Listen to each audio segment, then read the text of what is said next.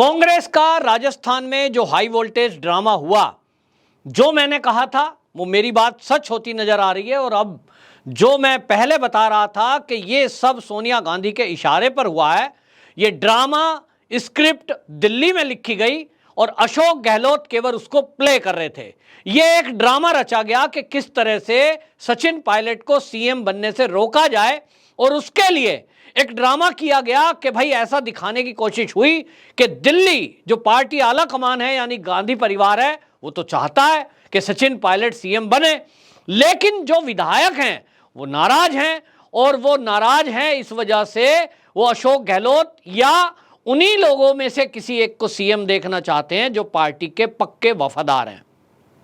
और आज वो बात सच हो रही है, क्योंकि जो लोग ये कह रहे थे कि अशोक गहलोत ने सोनिया गांधी को इग्नोर कर दिया है, पार्टी आला कमान काफी नाराज हो गया है और अब तो इनके खिलाफ एक्शन होने वाला है, और अब तो अशोक गहलोत की सीएम की कुर्सी गई, और अब देखो जी अध्यक्ष की कुर्सी भी गई।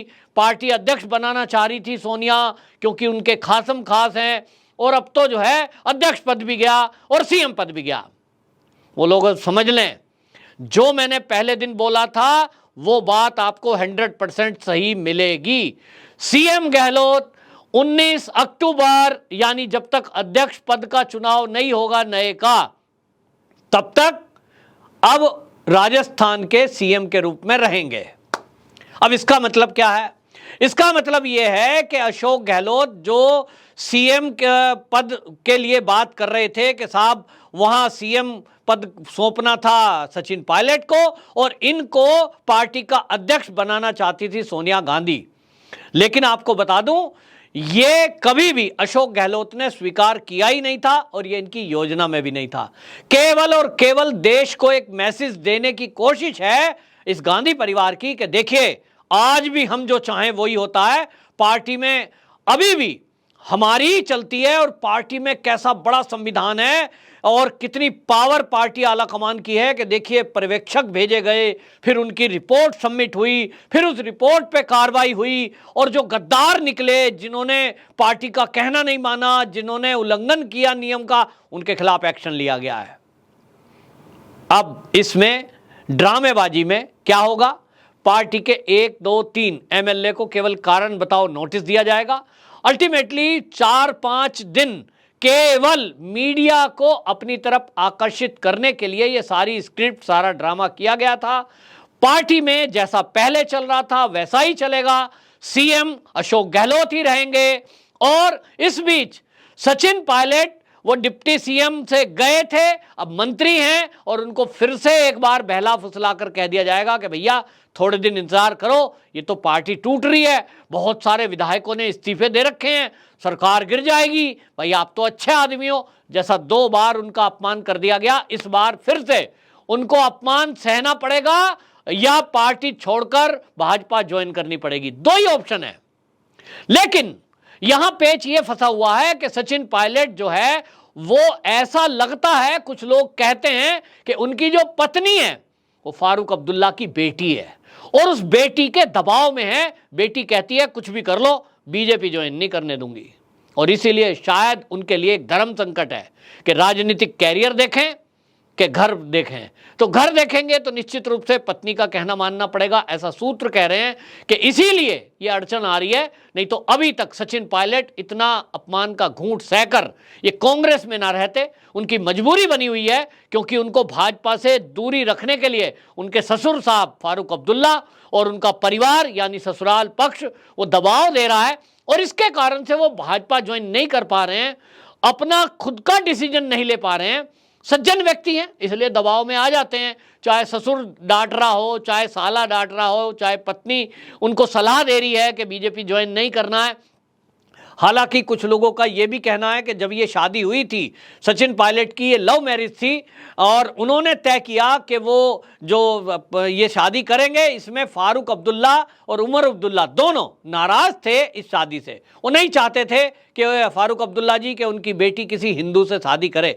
ऐसा ये अंदर से खबरें आ रही हैं, ये पुख्ता खबर नहीं है, लेकिन जो राजस्थान के लोग हैं उसमें जो पत्रकारिता करते हैं, जो सचिन पायलट के निकट के लोग हैं, ये उनके हवाले से मुझे ये चीजें पता लगी है। मैं इसकी पुष्टि नहीं करता, पहले ही बता दूं, लेकिन लोगों ने कहा है कि इस तरह की हालात होने के बावजूद, दो बार सचिन पायलट का अपमान होने के बावजूद, अगर वो कांग्रेस में हैं तो उनकी कोई मजबूरी नहीं है, क्योंकि पीछे से बैकग्राउंड काफी मजबूत है, उनका बेस काफी मजबूत है और उनका गुर्जर बिरादरी में बहुत मान और सम्मान है।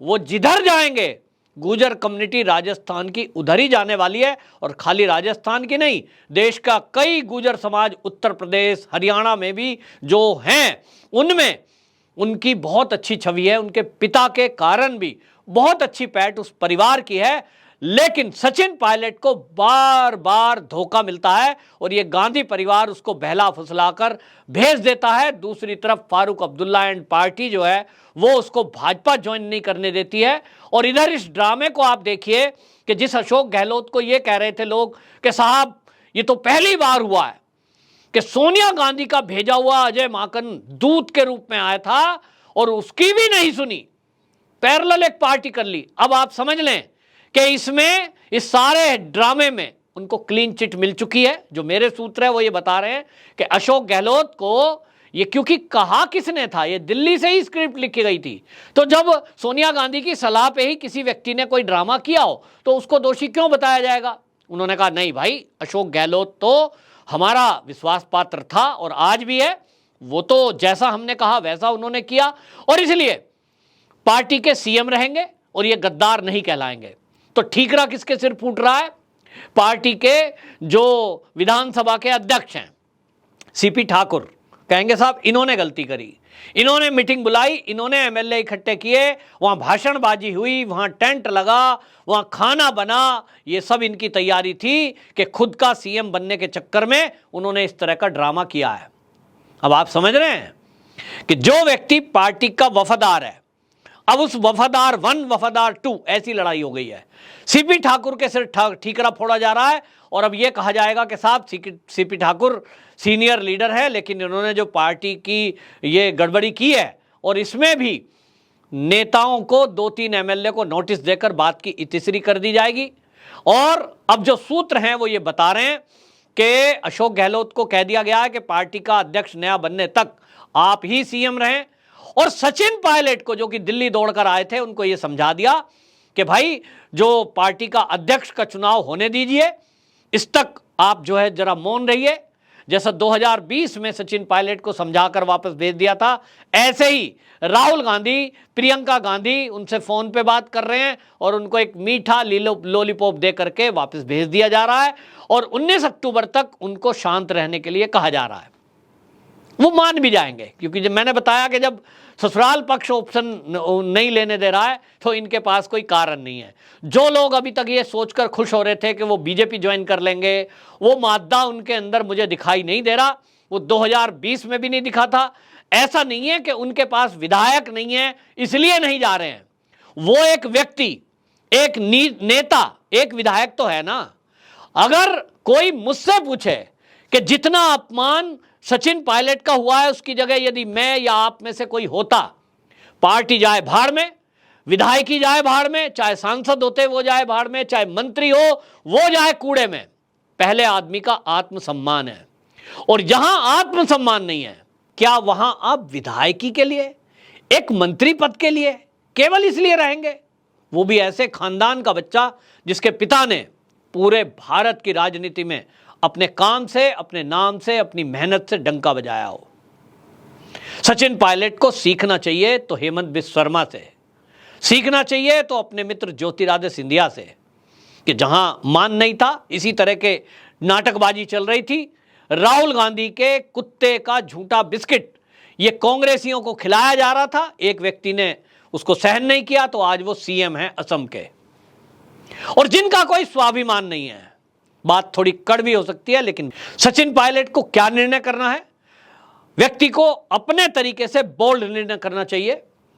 ठीक है, परिवार में विचार विमर्श होता है, लेकिन राजनीति में कई बार, अब ज्योतिरादित्य सिंधिया का ही परिवार देख लो ना, ये कांग्रेस में थे और इनकी बुआ बीजेपी में थी।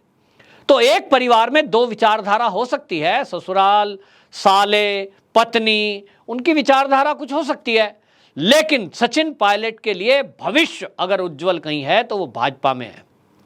और अगर ये कांग्रेस में रहेंगे तो इसी तरह कांग्रेस में तय है, सोनिया गांधी कभी भी ऐसे किसी बंदे को पार्टी में बड़ा पद नहीं देगी जो उनके बेटे से कम उम्र का हो और ज्यादा स्मार्ट दिखता हो, क्योंकि उनकी एक रणनीति है, उनकी एक सोची समझी सोच है कि उनको राहुल गांधी को ही बड़ा और अच्छा स्थापित करना है।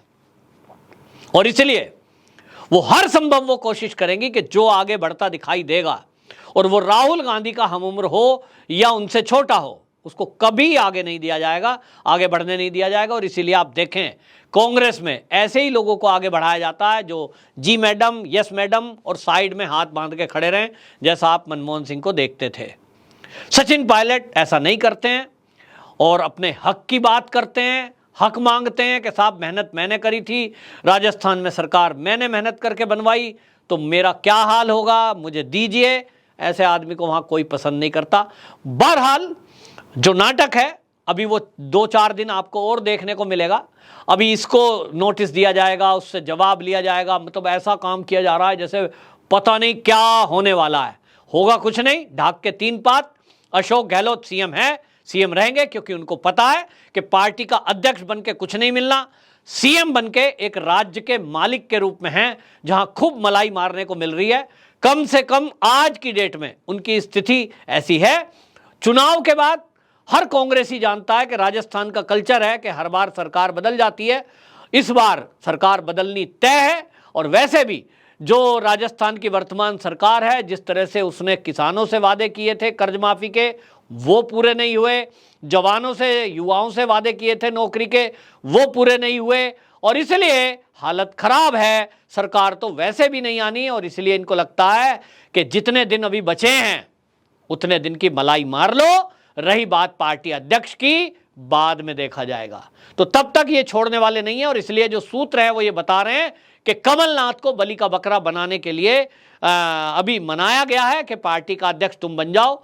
जो भी पार्टी का अध्यक्ष अभी बनेगा, जैसा मैं पहले कह चुका हूं कि 10 राज्य में अगले साल में चुनाव है, वो 10 राज्य की हार का ठीकरा, क्योंकि 10 राज्य में कांग्रेस का सुपड़ा साफ होना है, और उसमें हार का ठीकरा किसके सर फूटे ये व्यक्ति ढूंढा जा रहा है, जो आज तक अभी कोई आगे आने को तैयार नहीं है। जो भी इसके लिए तैयार होगा वो पार्टी का वफादार तो होगा ही, सोनिया गांधी का भी वफादार होगा, क्योंकि अपने आप गले में घंटी बांधने वाला यदि कोई व्यक्ति होगा, वो भी सोनिया गांधी का खासम खास दिखाने का काम तो करेगा ही। तो सुनने में आ रहा है कि कमलनाथ को पार्टी के अध्यक्ष पद के लिए कहा जाएगा और उनको बनाया जाएगा।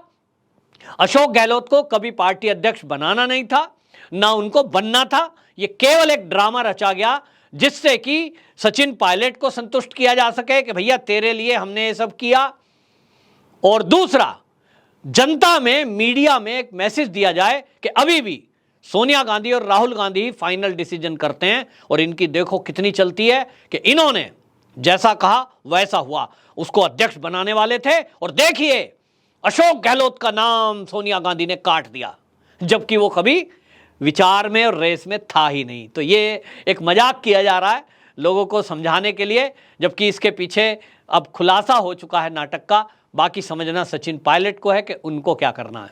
वंदे मातरम।